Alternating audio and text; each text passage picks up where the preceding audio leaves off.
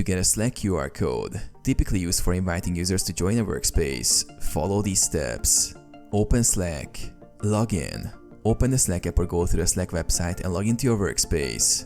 Generate a QR code for workspace invitation. Go to Invite People. In the top left corner, click on the workspace name to open the workspace menu. Select Invite People.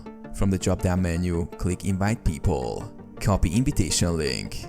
On the invite page, Slack will provide an invitation link that you can share. Copy this link to proceed. Use a QR code generator. Generate QR code.